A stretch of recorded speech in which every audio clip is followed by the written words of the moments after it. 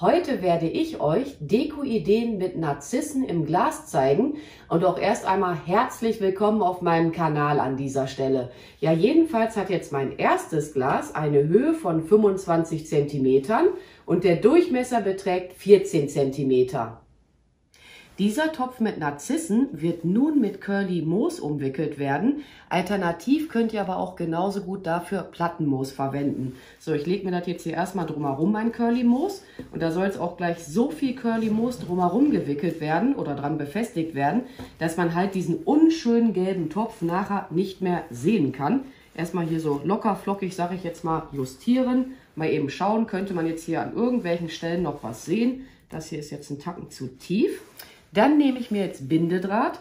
Ich habe mich jetzt hier bewusst für diesen giftig grünen Bindedraht entschieden. Das bleibt aber hier wirklich wieder jedem selbst überlassen, welche Farbe der Bindedraht letzten Endes haben soll. Ich befestige den jetzt hier erstmal locker flockig dran. Mal eben hier etwas verwursteln. Den Anfang lasse ich jetzt hier ein kleines Stückchen hinausschauen. Im besten Falle finde ich den gleich wieder und kann dann halt das Ende von dem Draht hier wieder ganz entspannt dran befestigen. So, mal eben hier nochmal Lucky. Wenn man jetzt an einigen Stellen zu wenig von dem Curly Moos haben sollte, einfach noch mal etwas dran befestigen.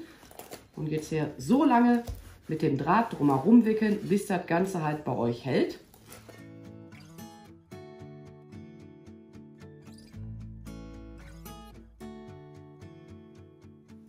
Meinen Bindedraht schneide ich nun ab und befestige ihn an den Anfang meines Drahtes. Wenn ihr den jetzt verloren haben solltet, also den Anfang eures Drahtes, ist ja nicht schlimm. Hier ist ja genug alternativer Bindedraht noch vorhanden, wo man das halt auch wieder dran befestigen kann. So, ich verzwiebel das Ganze mal miteinander. Ach, und was ich noch erzählen wollte, wenn man das irgendwann mal im Laufe der Zeit auch wieder abbaut, dann kann man das Curly Moos auch wieder hier in diese Box hineinpacken. Das ist jetzt eine ganz, ganz große Box, die ich mir mal irgendwann gekauft hatte. Und dann kann man das wirklich wieder für andere Projekte beiseite legen. Das muss man jetzt wirklich nicht in den Mülleimer schmeißen.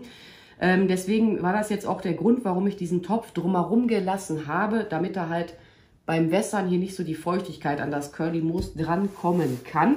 Wobei ich hatte die jetzt vorhin schon mal frisch gewässert, so rum. Insofern muss ich die jetzt erstmal überhaupt nicht gießen.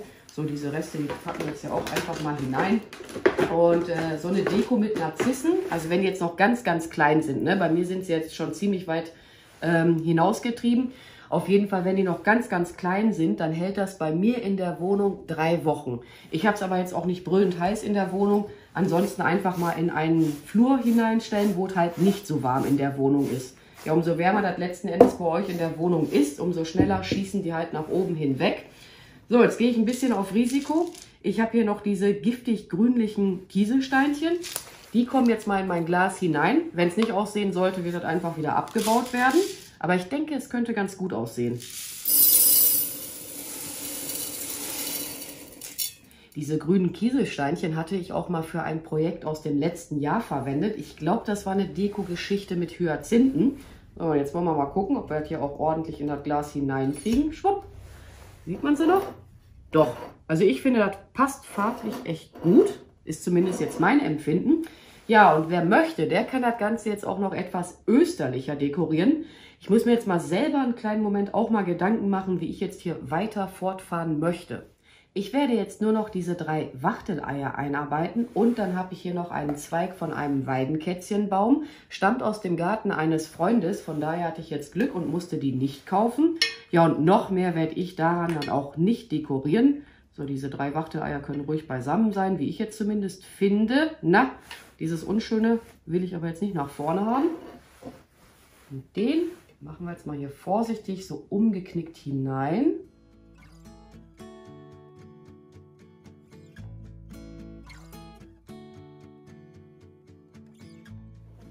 Ach, das sieht doch niedlich aus. Manchmal ist ja weniger auch mehr, wobei ich persönlich tendiere ja auch gerne mal dazu, wirklich zu übertreiben.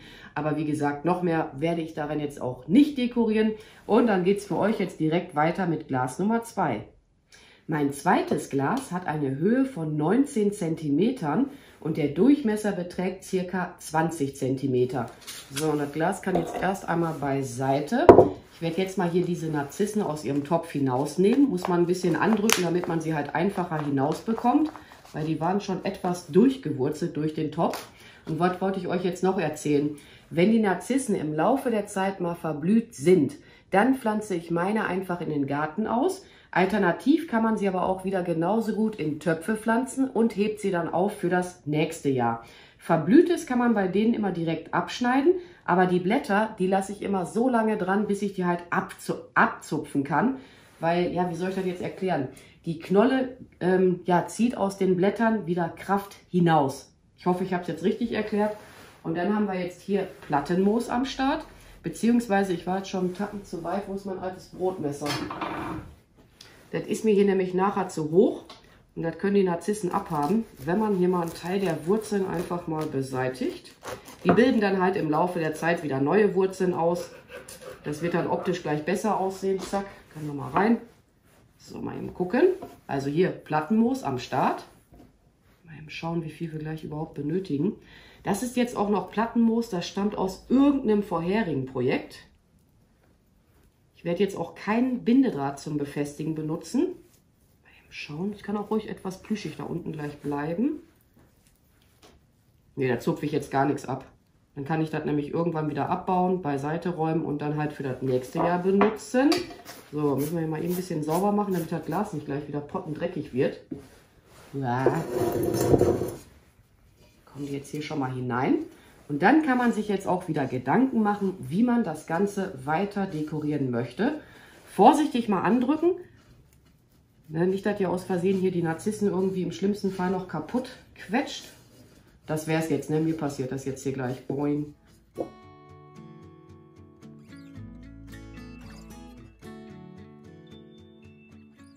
Ich werde jetzt als nächstes Bollenmoos einarbeiten. Müsst ihr nur immer ein bisschen vorsichtig sein, wenn ihr das einarbeitet, weil das kann gut und gerne auch mal auseinanderfallen. Aber ich finde, das sieht immer richtig schön aus, dieses Bollenmoos. Ist auch mal was anderes, als jetzt hier nur mit dem Plattenmoos zu arbeiten. Aber wie gesagt, muss man etwas vorsichtiger mit umgehen. Nicht, dass das dann noch wirklich im schlimmsten Fall so auseinanderfleddert. Ich zeige euch das hier mal vorsichtig, weil das hier ist jetzt sowieso zu groß. Das könnt ihr so auseinandernehmen. Aber dieses kleine Stückchen passt jetzt gut nach hier hinten. Na, was ist denn das hier? Irgendwas ist da dran. So, vorsichtig reinstopfen. Kann man aber auch im Laufe der Zeit dann wiederverwerten. Ein paar Tage nach draußen legen, immer mal wässern, aber auch in den Schatten dann legen. Weil die volle Sonneneinstrahlung, die wird das Moos dann wieder austrocknen. Und jetzt habe ich hier ein paar Birkenzweige am Start und auch nochmal einen Weidenkätzchen. Habe ich jetzt Zweig oder Stab gesagt? Jedenfalls ein Weidenkätzchenzweig. Habt ihr jetzt hier schon mal alle beieinander gebündelt. Und das muss man jetzt wirklich auch wieder vorsichtig einarbeiten. Ich will nämlich jetzt nicht im schlimmsten Fall mir die Narzissen jetzt hier wirklich noch kaputt machen. Aber die Birkenzweige und auch die Weidenkätzchenzweige kann man normalerweise richtig gut biegen. Wäre jetzt auch letzten Endes ein Vorteil gewesen, wenn ich jetzt deutlich kleinere Narzissen eingearbeitet hätte. Also die halt noch nicht so weit ausgetrieben sind. Aber was muss, das muss. So. Die können aber auch ein bisschen was abhaben, die Narzissen. Ist jetzt nicht so wild wie mit den Tulpen. So. Doch, das sieht doch ganz cool aus. Ich glaube, da kommt jetzt gleich noch ein Osterhase hinzu. Ich drehe das Ganze mal für euch. So richtig schön natürlich, finde ich jetzt. Da noch einmal etwas drücken. Jetzt werde ich aber pingelig. Ja, und hier hat man es jetzt auch einfacher mit dem Wässern. Einfach dann mal, je nachdem wie warm das halt bei euch in der Wohnung ist, mal einmal die Woche den Narzissen so ein Schlückchen Wasser geben, sag ich mal. Damit mir dieser Osterhase später in meinem Glas nicht umkippen kann, nehme ich mir jetzt einfach mal so eine Efeunadel hinzu. Platziere die hier in dieser Öffnung von dem Osterhasen. So, das sollte jetzt eigentlich schon mal reichen. Und dann kann man das hier auch ganz entspannt hineinstecken und der steht da schon mal richtig gut dann auch hoffentlich drinne. Mal schauen, etwas knicken. Doch, das sieht süß aus. Also noch mehr werde ich jetzt daran nicht dekorieren. Ich hatte jetzt auch noch darüber nachgedacht, hier auch noch ein paar Eier einzuarbeiten, aber nö, möchte ich gar nicht. Das dritte Glas hat eine Höhe von 8 cm und der Durchmesser beträgt 20 cm. Ja, und dieses Glas bzw. der Glasrand wird jetzt mit dem Heidelbeerkraut ausgekleidet werden. Alles, was hier nicht mehr so biegsam ist, wird jetzt aber zuvor abgeschnitten werden. Ich muss ja mal eben einmal selber gucken. Ja, das können wir hier mal eben abnehmen. Das wäre sonst letzten Endes unnötig, das da dran zu lassen, weil dann flutscht euch das permanent so aus dem Glas hinaus. Zack, das kann ja auch mal beiseite. Mal eben hier bei dem anderen Zweig gucken. Ne, der ist noch ganz okay. Aber dieses Heidelbeerkraut muss ich jetzt auch mal fairnesshalber erwähnen. Das habe ich hier wirklich schon etliche Wochen in der Werkstatt. Wenn man es im Wasser drin stehen lässt, dann blüht es auch. Da kommen dann so ganz, ganz kleine weiße Blüten im Laufe der Zeit dran. Ne? Sieht auch richtig niedlich aus, macht sich auch gut als Deko, ja, oder als Begleitdeko, wenn man jetzt zum Beispiel Tulpen hat, ne, oder halt auch andere Blumen. Ich mag das immer ganz gerne, das Heidelbeerkraut. So, mal gucken. Ich will das jetzt hier auch gar nicht allzu symmetrisch alles haben. Das kann ruhig ein bisschen gröber an der einen Seite sein, ein bisschen plüschiger an der anderen. Es darf ja auch gerne etwas hinausspringen. Ich mag das immer ganz gerne. Was ist das denn hier? Ja, der will nicht. Kann auch mal nach dahin. Ja, und das hält dann, wie bereits erwähnt, auch etliche Wochen. Ist halt auch schon teilweise etwas am Vertrocknen, aber das macht jetzt hier in meinem Fall gar nichts. Und der eine möchte nicht so, wie ich möchte. Gut, dann bleibst du halt draußen. Dann wirst du für was anderes mal aufgehoben werden. Jetzt ist ja auch eine ganz gute Zeit, beziehungsweise, was heißt gute Zeit, hier seine Sachen im Garten zu schneiden. Und aus diesen Schnittresten kann man auch tolle Kränze machen. Fällt mir jetzt gerade so ein. Aber ich muss auch ehrlich mal sagen, ich habe so viele Ideen im Kopf, ich schaffe das gar nicht alles umzusetzen. Kommst du denn mal... Die ist jetzt zickig hier, schaut mal. Die ist jetzt wirklich zickig. Kommst du ruhig hier raus, oder ihr vielmehr? Das wäre jetzt echt der Fun, wenn ich das hier alles abreiße. So, na. Auch hier werde ich jetzt wieder etwas wegnehmen. Das ist mir sonst zu hoch. Oder etwas ist gut, ne? Die Hälfte der Wurzeln. So alte Brotmesser bloß immer aufheben. Ne? Die kann man immer super für solche Sachen dann nehmen. Oder auch wenn man jetzt mal eine Pflanze nicht aus dem Topf hinaus bekommen sollte. Jopp, Pinky hat das leicht schräg abgeschnitten, aber ist jetzt nicht schlimm. Boah, die sind aber echt krumm am Wachsen, ne? Müssen wir mal eben gucken, machen wir mal so vielleicht. Ja, kann ich gleich immer noch justieren. Und jetzt wird das Plattenmoos wieder verwendet werden, um das Ganze hier auszukleiden. Ich lasse das aber jetzt gleich so, dass man die Knollen hier auch noch sehen kann. Das ist jetzt auch ein Projekt, da kann man jetzt auch wiederum prima ja, so Moosreste nehmen, ne? Wenn man nur noch so ein flatteriges Moos zur Verfügung haben sollte. Ich habe hier unten drunter auch noch so ein, ja, solche kleinen Stückchen.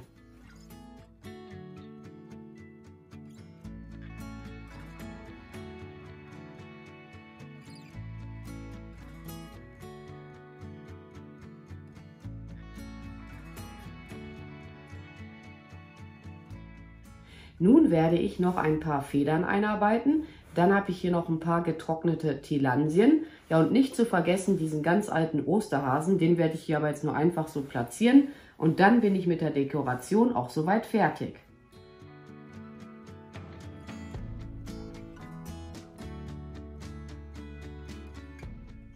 Noch mehr werde ich an diesem Glas jetzt nicht einarbeiten. Aber ich finde, das ist auch so richtig niedlich geworden. Ja, und wie üblich findet ihr alle benötigten Materialien für die Projekte auch nochmal in der Videobeschreibung. Ja, und ich werde mich jetzt auch mal an dieser Stelle bei euch verabschieden. Ich bedanke mich fürs Zuschauen. Macht's gut, eure Pink Peach. Bye!